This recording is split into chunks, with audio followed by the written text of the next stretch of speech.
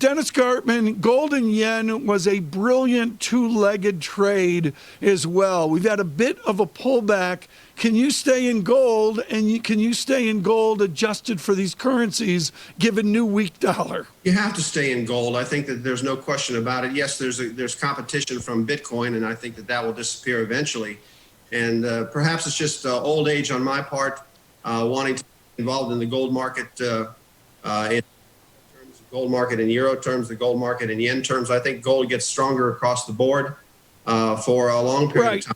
The monetary authorities around the world, whether it's the ECB, the Fed, the Bank of Canada, the People's Bank of China, the Russian Central Bank, they're all being, and they also continue to be. So that's going to drive gold prices higher, whether it's in dollar terms, euro terms, yen terms, renminbi terms at all. We've had a raging debate across many of the themes of Bitcoin, Mr. Gartman, and one of the themes is the Bitcoin equivalency to gold.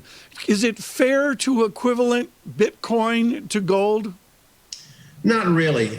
Gold has been around for thousands of years. Bitcoin has been around for 20 years. And Bitcoin is the millennials' gold. I understand that. I get that. I will never understand Bitcoin as far as being able to buy it at 10,000, 15,000, 20,000. I shall leave that to people who are wiser, smarter, or more courageous than am I. And I fear that once at the not too distant future, the monetary authorities, the various central banks around the world are going to refuse to give up their monopoly on monetary policy. And we'll walk in one day and Bitcoin has been rendered zero. But can it go to 100,000 before then? As John Maynard Keynes once said, the market can remain illogical for longer than you or I can remain solvent. And right now, Bitcoin seems to me to be utterly illogical. Again, those who have done well in it, I wish them that they continue to do well, but it shall do so without me. I'd much rather own gold.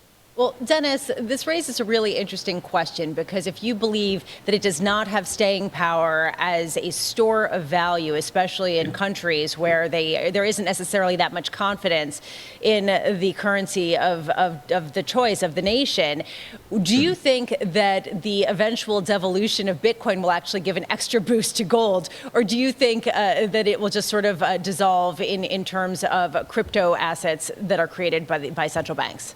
Lisa, the problem that I have is that everybody argues that Bitcoin has to go higher because there's a finite amount of it will eventually be mined. And yes, I understand that.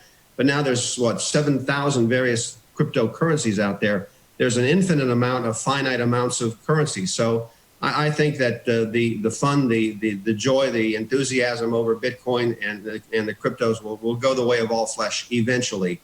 And I think that it's a 2-decade, 3-decade, maybe even 4-decade circumstance for thousands of years. So I think perhaps I'm just an old man.